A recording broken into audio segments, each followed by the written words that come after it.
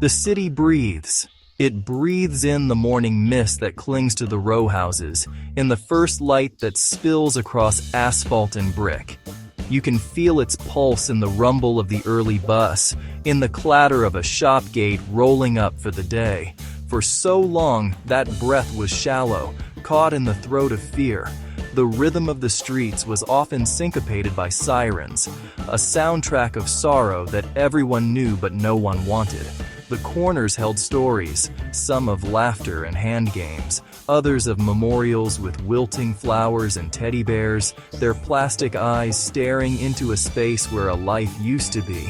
The air itself seemed heavy, thick with the anxieties of mothers and fathers, of elders watching from their windows. There is a different weight in the air now, as of today, May 4th, 2026. It is not the absence of sound, but a change in its character. The quiet is not emptiness. It is the sound of children's laughter carrying farther down the block, no longer cut short by the sudden crack of a distant gunshot.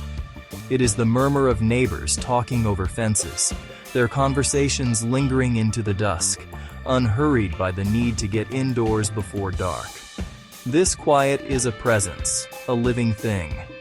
It settles over the basketball courts where the rims are no longer just monuments to what-ifs. The nets swish with the steady rhythm of a game played for joy, not just for survival. This shift did not arrive like a thunderclap. It seeped in slowly, almost unnoticed at first. It was a block that went a week without a police call. It was a summer night that felt more like a celebration than a siege. People began to walk with their heads held a little higher, their shoulders a little less tense. The change was felt before it was ever counted, a collective exhale from a community that had been holding its breath for generations. The city's heartbeat, once erratic and fearful, began to find a steadier, stronger cadence. It was the sound of life reclaiming its own territory, one street, one neighborhood at a time. The concrete and the steel of the city have not changed. The buildings still stand, etched with the memories of harder times, but the space between them feels different. It feels wider, more open to possibility. The shadows that once seemed to stretch and swallow the light now feel shorter, less menacing. There is a gentleness settling over the hard edges of the urban landscape. It is a quiet born not of surrender, but of a deep and powerful reclamation.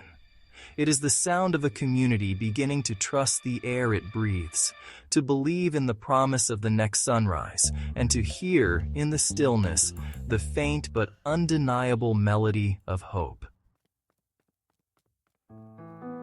The numbers began to arrive like whispers, then grew into a chorus that was impossible to ignore. They told a story that many had stopped believing was possible. In the year 2025, the city of Baltimore, a place long defined in the national imagination by its struggles, recorded just 133 homicides. This was not just a dip, it was the lowest number in nearly 50 years, a stunning 60% drop from only 5 years prior. The data felt like a misprint, a statistical anomaly that would surely correct itself. But it held.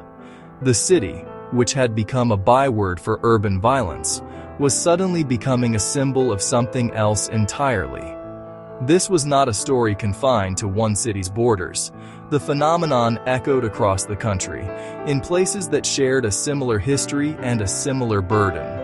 In Chicago, the headline shifted from a grim tally of weekend shootings to a different kind of accounting.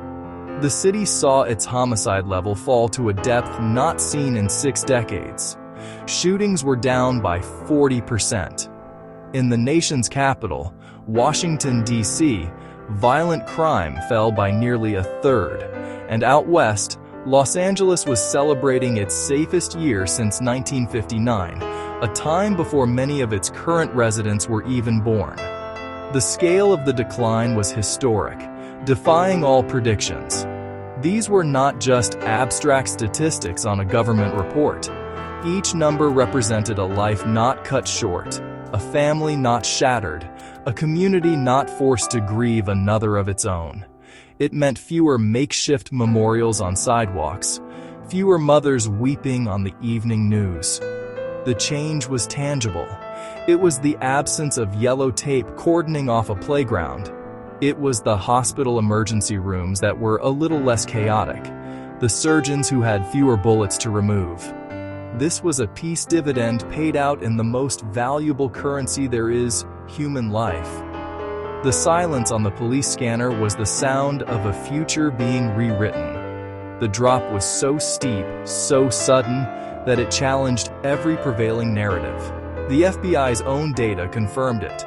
A nearly 15% fall in homicides nationally in 2024, followed by another 20% in 2025. It was the sharpest decline ever recorded. The country was becoming safer, and the most dramatic changes were happening in the very black-led cities that had been so often condemned. The quiet was real. The numbers were undeniable.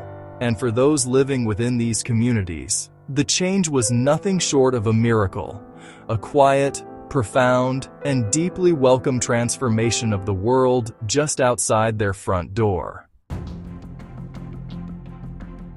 This new reality was not met with universal celebration. For years, the narrative had been set in stone.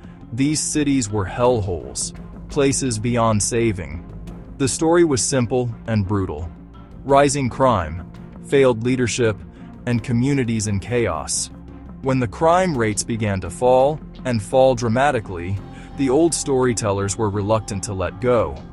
President Trump, from his powerful pulpit, dismissed the data coming from black mayors. He painted a picture of lawless zones, even as the facts on the ground told a story of unprecedented safety. The falling murder rates were an inconvenient truth, a disruption to a politically useful narrative of urban decay. The skepticism was fueled by another surprising fact. This historic crime drop was happening even as police departments were shrinking. Across the country, police forces were facing a staffing crisis. In Baltimore, the department was operating with 500 fewer officers than its target. In Memphis, the police force was at its lowest level in 2 decades. According to the old logic, this should have been a recipe for disaster. Fewer cops on the street were supposed to mean more crime, not less. The fact that the opposite was happening created a deep sense of cognitive dissonance for many observers who struggled to reconcile the reality with their long-held beliefs. This contradiction created a vacuum, and into that vacuum rushed suspicion and competing claims. If fewer police weren't the answer, what was?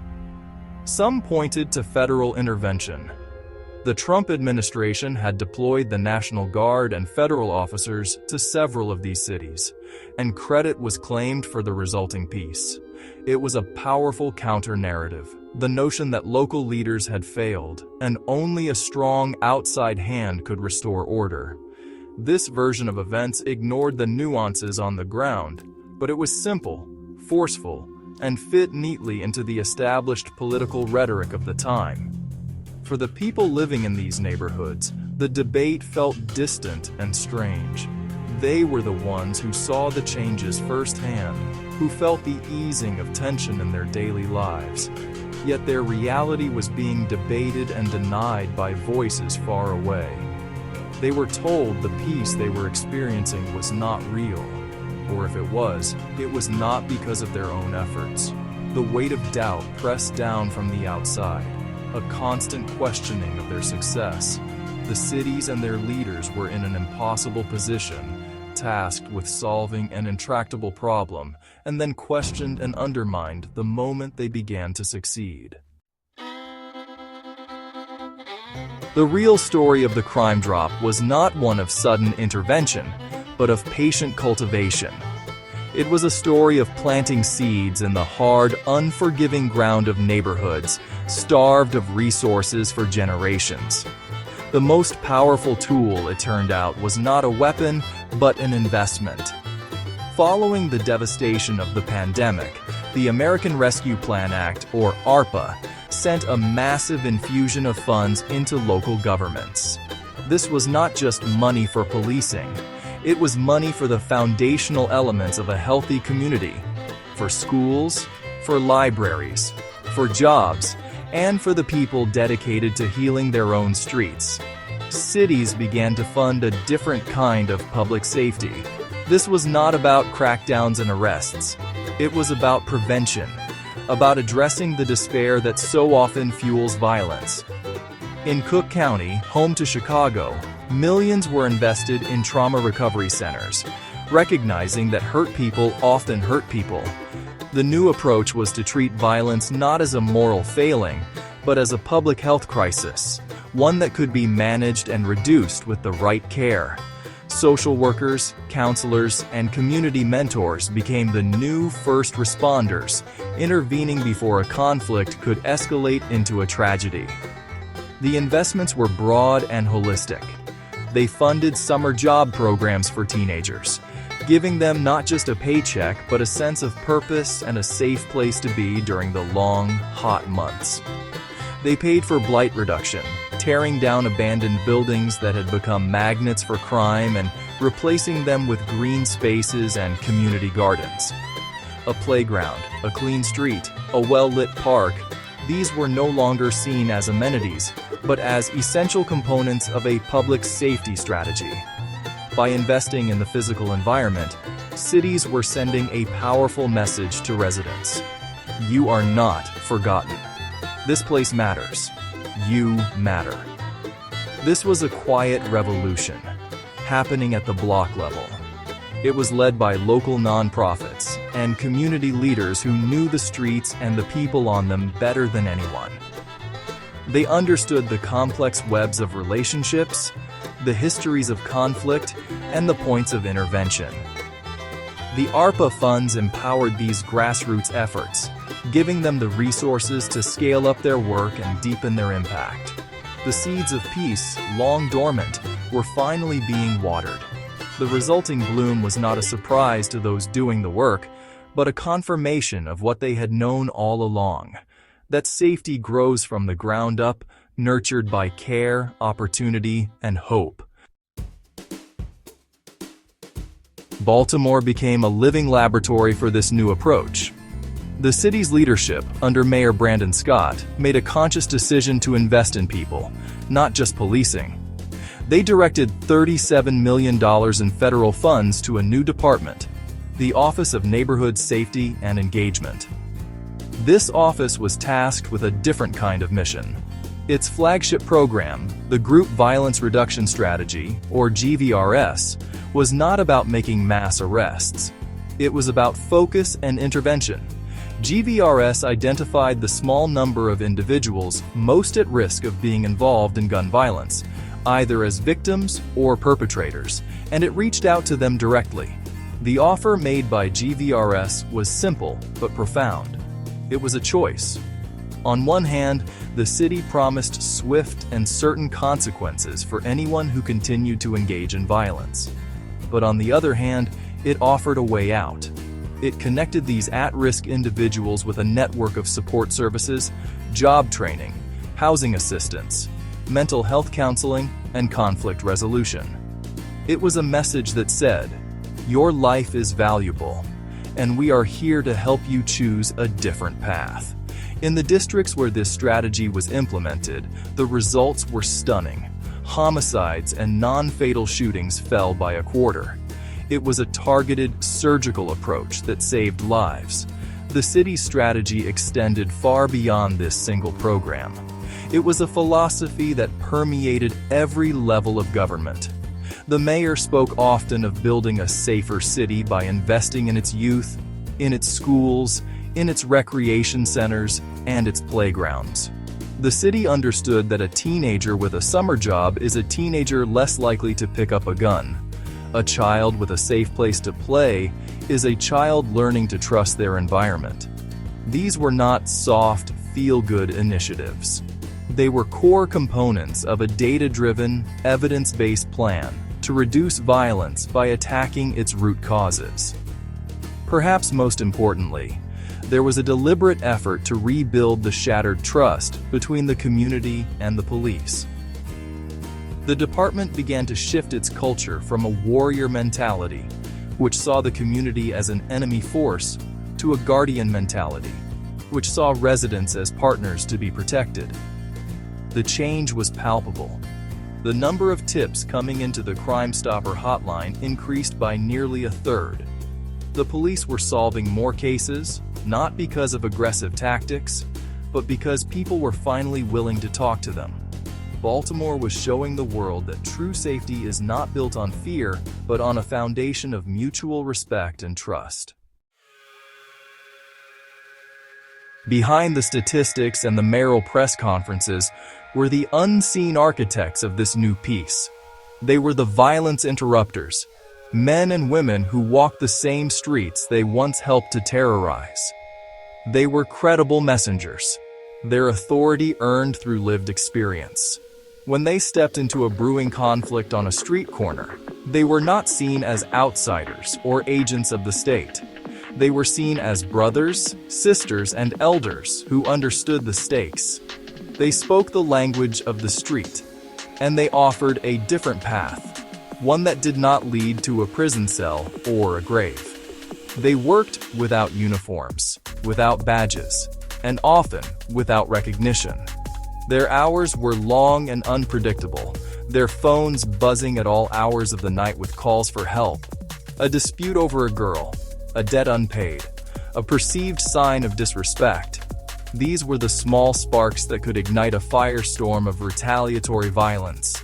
The interrupter's job was to get there first, to mediate, to de-escalate, and to cool the simmering anger before it boiled over. They were peacemakers in the truest sense, standing in the gap between rage and regret, armed with nothing but their credibility and a deep love for their community. Their work was complemented by another group of quiet heroes, the outreach workers, the case managers, and the social workers. Once an interrupter had cooled a crisis, these were the people who did the long, slow work of building a new life. They helped a young man get his driver's license. They found a spot for him in a job training program. They connected him with a therapist to deal with the trauma that had been buried for years.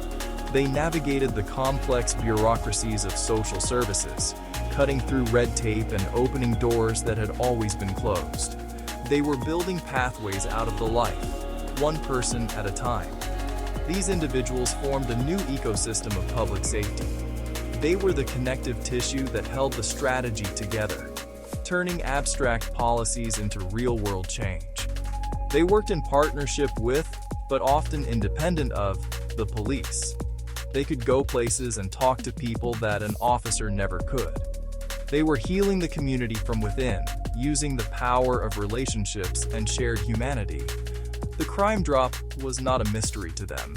It was the direct result of their tireless, courageous, and often dangerous work.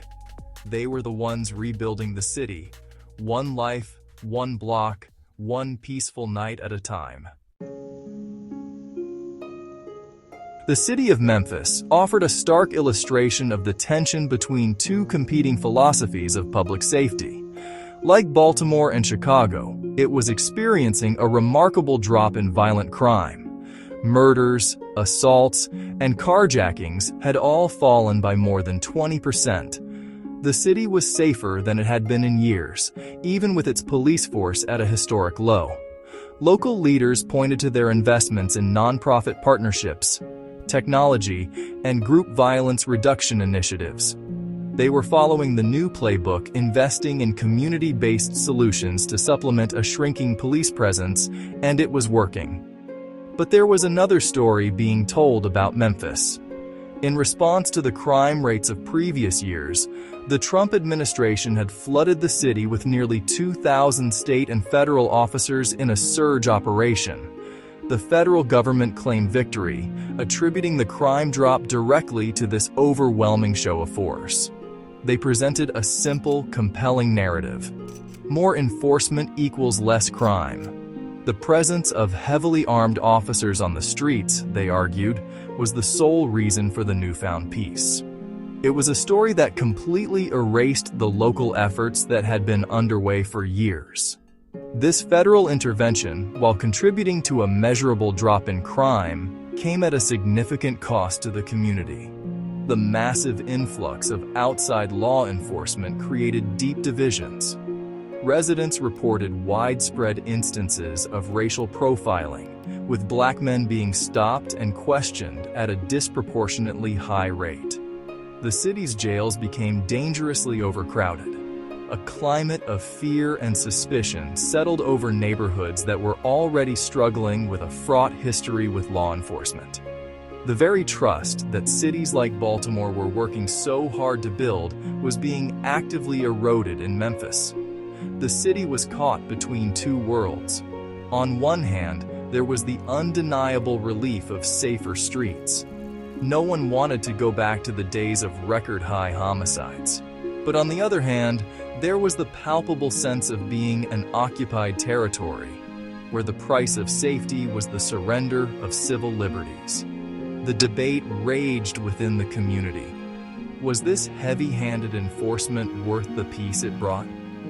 Or was it a temporary solution that was causing long-term damage to the social fabric? Memphis became a symbol of the nation's crossroads, a place where two vastly different visions for the future of American public safety collided. The success is real. The streets are quieter. The communities are safer. A quiet pride has taken root in neighborhoods that had long been defined by despair. It is the pride of seeing children ride their bikes freely down the block. It is the pride of sitting on your front porch on a warm evening without a knot of fear in your stomach. It is the pride of knowing that this change did not come from the outside, but was built from within, by the hands and hearts of the community itself. This is not the peace of submission, but the peace of empowerment, a hard-won victory that feels both profound and deeply personal. But this peace is fragile. It rests on a foundation that is still settling, still being tested. The progress is undeniable, but it is not yet irreversible. The very programs that have been so successful, the violence interrupters, the summer jobs, the trauma centers, are now facing an uncertain future. The massive infusion of federal ARPA funds that made so much of this work possible is coming to an end. The last of the grants are being spent this year, in 2026. Cities are now facing a fiscal cliff, forced to make difficult decisions about which of these life-saving programs they can afford to sustain. The danger is immense. To defund these initiatives now would be to pull the scaffolding away from a building that is still under construction. It would be to declare the job finished when it has only just begun. The root causes of violence, poverty, lack of opportunity, generational trauma have not been eradicated. They have only been managed, treated, and suppressed by the constant, dedicated work of these new systems of care. To walk away now would be to risk a return to the old ways, to undo the years of progress and sacrifice, and to plunge these communities back into the cycle of violence they have worked so hard to escape. The quiet that has settled over the concrete is a precious and delicate thing. It can be easily shattered. It requires constant nurturing, constant investment, and a constant belief in the possibility of a different future. The people in these communities have proven what is possible when they are given the resources and the trust to heal themselves. They have built a fragile peace with their own hands. The question now is whether the country will have the wisdom to help them protect it, or whether it will turn away and let the silence be broken once more by the familiar sounds of sorrow. What has been accomplished in cities like Baltimore, Chicago, and Memphis is more than a statistical anomaly. It is a proof of concept. It is a demonstration that the most entrenched, seemingly intractable problems can be solved when we dare to imagine a different way. We have seen that safety is not simply the product of policing and prisons. True, lasting safety is built on a foundation of opportunity, health, and hope. It grows when we invest in people, when we heal trauma, when we create pathways out of despair, and when we empower communities to lead their own salvation. This is the profound and powerful lesson of the Great Crime Drop. The path forward is illuminated by this success. The light ahead shows a future where public safety is a shared responsibility, a collaboration between residents, community leaders, and a police force that sees itself as a guardian, not a warrior. It shows a world where a social worker is as critical to public safety as a detective, where a summer job is as effective a deterrent as a pair of handcuffs. This is not a utopian dream. It is a practical, evidence-based reality that has been proven on the streets of America's most challenged cities. We now know what works. We have a blueprint. The challenge is one of will and commitment. Will we choose to sustain and expand these successful models? Will we make the long-term investments in the people and programs that have saved so many lives? Or will we allow this moment of hope to fade, starved of resources and political support? To turn back now would be a failure not just of policy, but of imagination. It would be to accept the old, tired narrative that some communities are beyond saving, that some lives are less valuable than others. The recent past has proven that narrative to be a lie. The quiet over the concrete is a promise. It is the promise of what our cities can be when we lead with empathy, when we invest in our most vulnerable, and when we trust in the power of community. It is a fragile promise, one that must be protected, nurtured, and fought for every single day. The work is far from over, but the light is there. It is the light of a new day, dawning on streets that were once dark, offering a glimpse of a more just, more peaceful, and more hopeful future for all. We have seen what is possible. The only question is whether we will have the courage to continue walking toward it.